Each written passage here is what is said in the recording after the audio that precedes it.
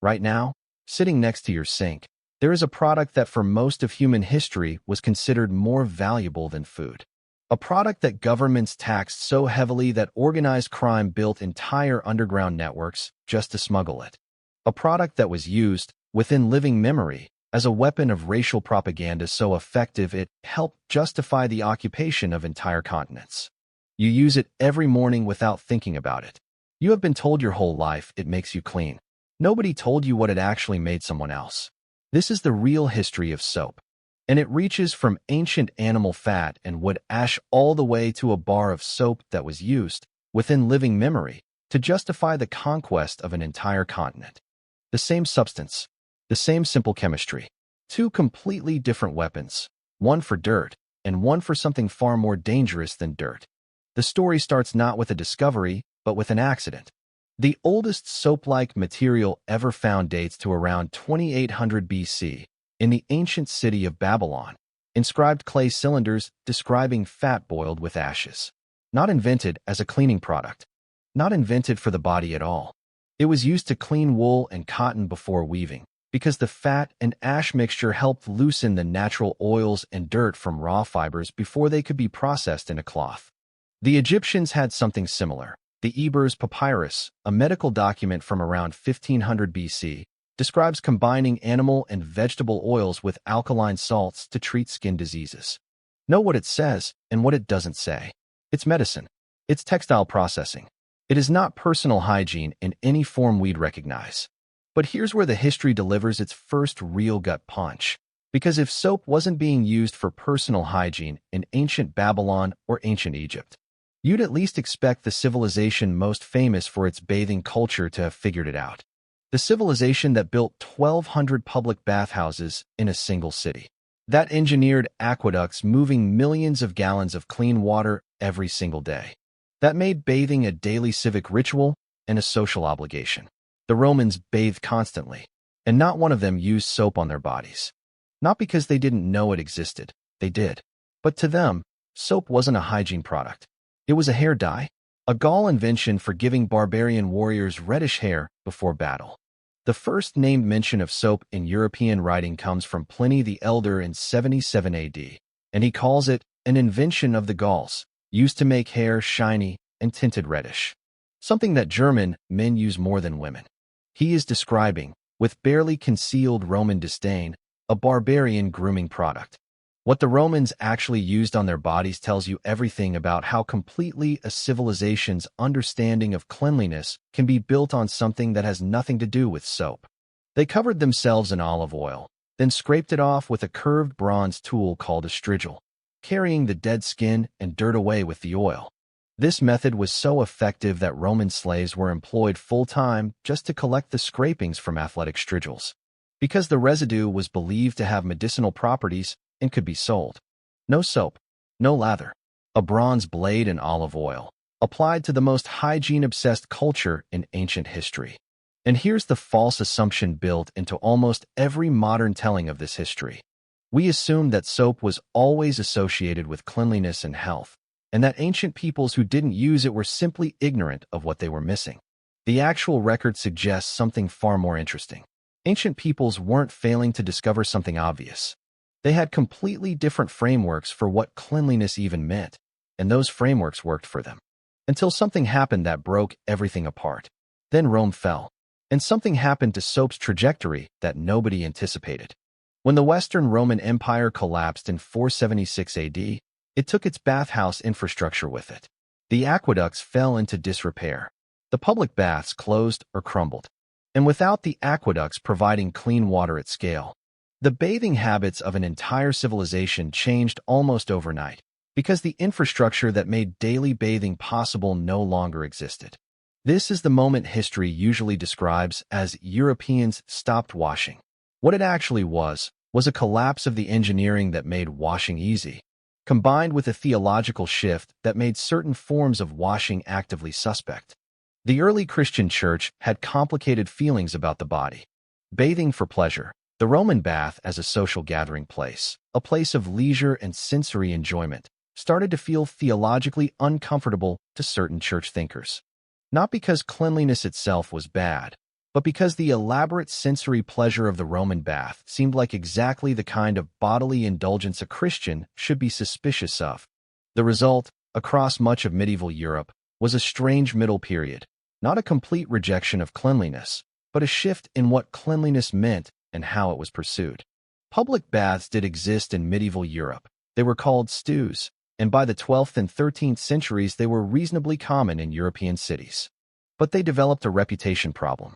The warm water and the enclosed space made them natural gathering places for activities that had nothing to do with hygiene, and by the 14th century, many had devolved into what were essentially brothels operating under the cover of bathing establishments.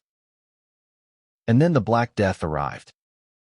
Between 1347 and 1351, the bubonic plague killed somewhere between 30 and 60% of Europe's entire population. Estimates vary, but some historians believe as many as 50 million people died. It was the single most catastrophic loss of human life in recorded European history, and it permanently altered European civilization's relationship with bodies, disease, and the meaning of cleanliness. Here's the cruel irony. The medical understanding of the time, built on ancient Greek theories about the body, actually made things worse. Physicians of the era believed that disease entered the body through the pores of the skin, that warm, moist air opened the pores, and that open pores allowed infection in. Their logical conclusion was that bathing in warm water was dangerous because it opened the pores and created a pathway for pestilence. So they stopped recommending bathing. Not out of ignorance exactly, out of a logical application of a framework that happened to be completely, catastrophically wrong. The actual vectors of the plague were fleas on rats, not open pores. But nobody knew that, and in the absence of that knowledge, the reasoning that led physicians to advise against bathing was internally consistent given what they believed about how bodies worked. This is the moment where European hygiene culture truly diverges from the path it might otherwise have taken. And it's the moment that sets up the next chapter, because when bathing became medically suspect, something had to fill the cultural space that cleanliness had previously occupied. And what filled it, gradually, was soap. Not soap used in water for bathing, soap used dry, to rub on linen, to change clothes frequently, to maintain what was called linen cleanliness. The wealthy changed their shirts multiple times a day, not to bathe, but because a clean white shirt against the skin was the new marker of cleanliness. You didn't clean your body. You cleaned what touched your body. Which means that for roughly 2 centuries, from the late medieval period into the early modern era, the cleanliness of a person in Europe was measured not by whether they bathed, but by the whiteness of their linen. Soap was manufactured, during all of this, but not for bodies. It was for laundry and for textiles, the same purpose it had served in Babylon 4,000 years earlier. The great soap-making centers of the medieval and early modern world were in Aleppo, in Castile, in Marseille, and Venice, cities with ready access to olive oil, the premium raw ingredient. Aleppo soap deserves a moment of its own because it is one of the oldest continuously manufactured products in human history. Made from a precise combination of olive oil and laurel berry oil, the ratio of which each soap-making family guarded as a closely held trade secret passed from father to son, Aleppo soap has been produced in Syria for at least 3,000 years. The laurel berry oil, pressed from the berries of the bay laurel tree, gives Aleppo soap its distinctive dark green-brown exterior and its characteristic medicinal smell.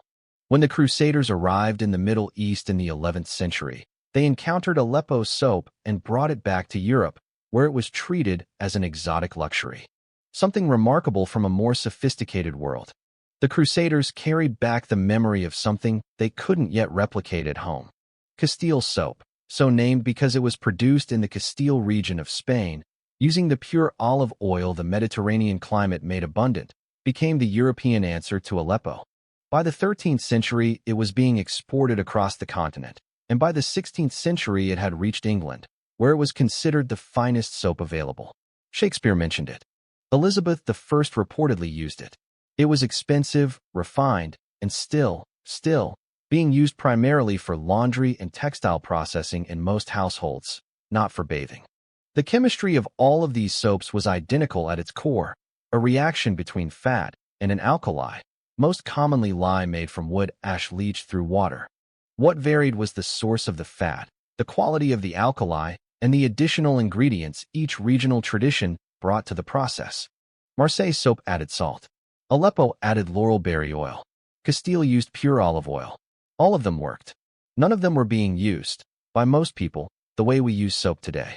The shift towards soap as a body product happened slowly and unevenly across the 16th and 17th centuries, driven not by a sudden understanding of germ theory, that was still 200 years away, but by a gradual cultural rehabilitation of bathing itself.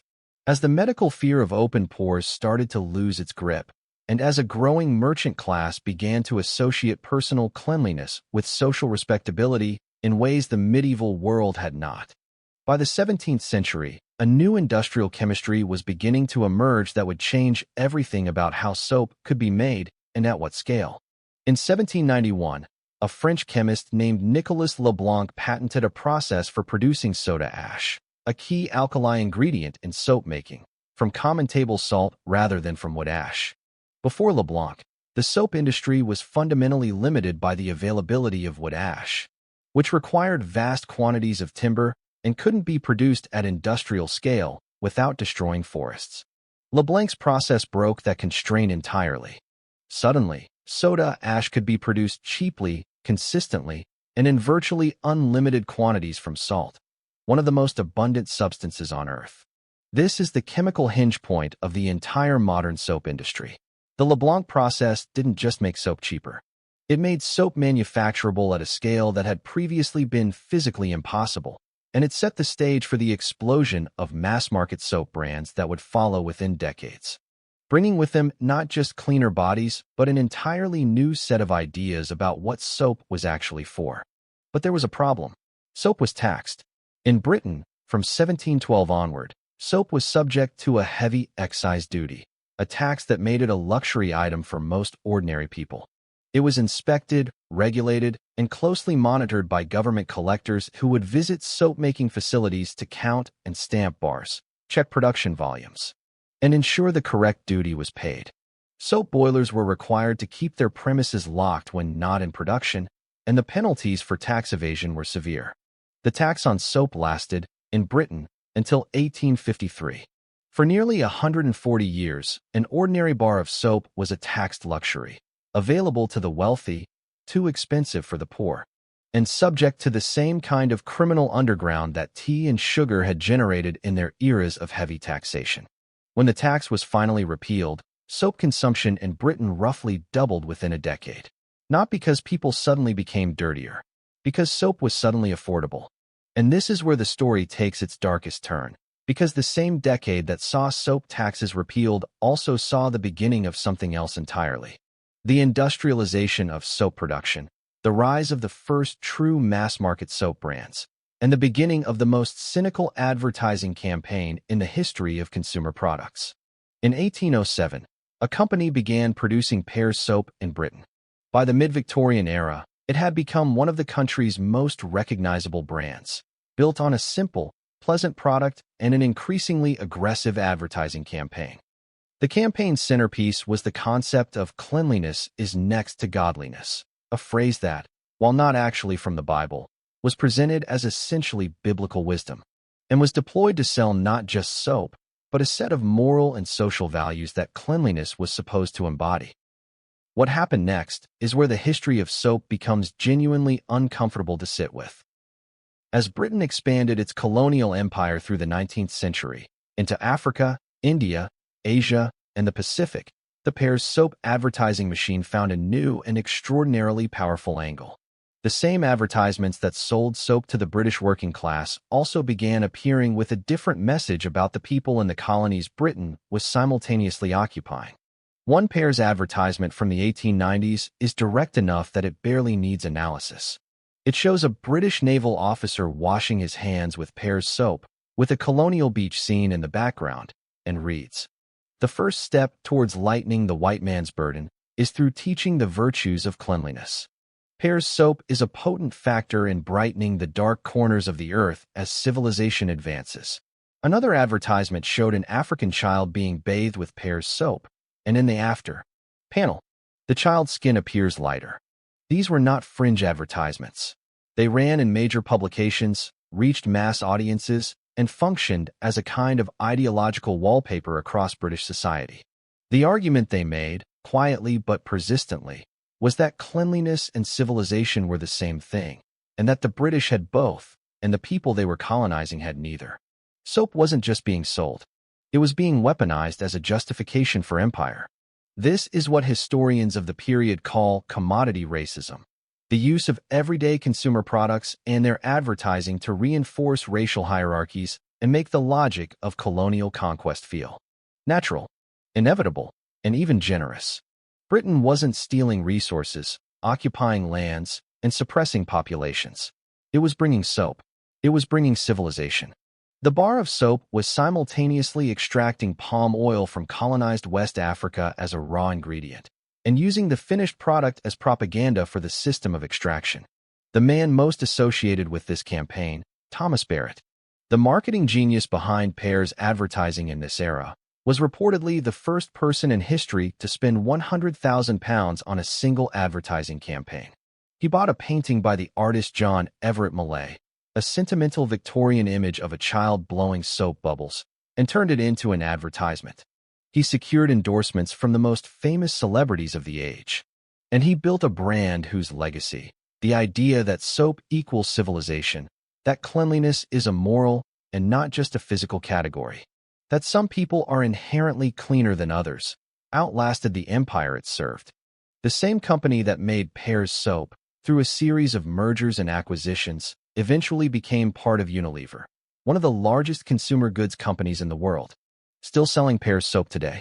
And Unilever also owns, among many other things, a skin lightening cream called Fair and Lovely, marketed extensively across Africa and South Asia, which became one of the company's largest selling products, a skin bleaching cream, sold to millions of people in exactly the countries whose populations Victorian soap advertisements had told the world were too dark to be truly clean.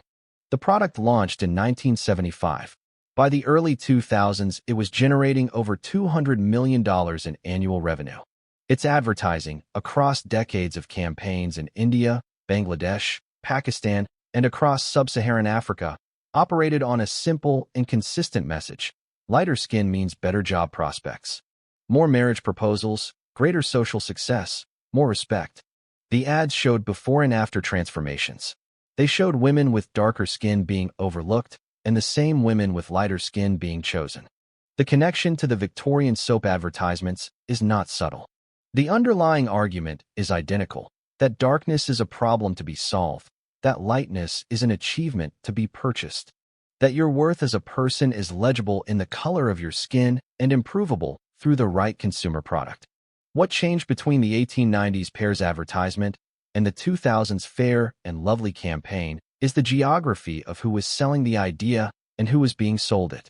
The mechanism, consumer product as a vehicle for racial hierarchy, was the same. In 2020, following sustained public pressure and a global conversation about race and representation that followed the killing of George Floyd, Unilever announced it would rename Fair and Lovely. The product became Glow and Lovely. The formula didn't change. The marketing strategy didn't change. The manufacturing didn't change. Only the name, the most visible and most criticized element, was altered, while the underlying premise of the product remained exactly where it had been since 1975. This is the living consequence of soap's history that most people never trace back to its source. The idea that skin color maps onto cleanliness, civilization, and worth, an idea that was partially manufactured and massively amplified by Victorian soap advertising, didn't disappear when empire ended. It got absorbed into the product lines of multinational corporations and sold back to the descendants of the colonized at a profit. So here's what a bar of soap actually is, once you strip away the clean white packaging and the pleasant smell. It is an invention that began in ancient Babylon as a tool for cleaning wool. It was adapted by the Gauls as a hair dye. It was ignored as a body product by the most hygiene-conscious civilization in ancient history. It was taxed into luxury status for nearly 150 years in Britain, while the poor managed without it. Its mass-market industrialization was funded by colonial raw materials extracted through systems of forced labor.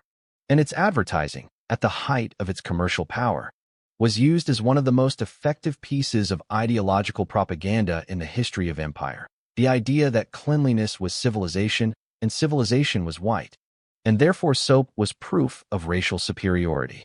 The chemistry hasn't changed. A soap molecule still works the same way it did when Babylonian textile workers first boiled fat with ash. One end of the molecule binds to water, the other end binds to oil and dirt. And the mechanical action of washing physically pulls the two apart. It is elegant, effective, and entirely value-neutral. The values got added later. By marketers, by empires, by a civilization that needed a simple, everyday object to carry an enormous ideological weight, and found one in the thing sitting next to your sink right now.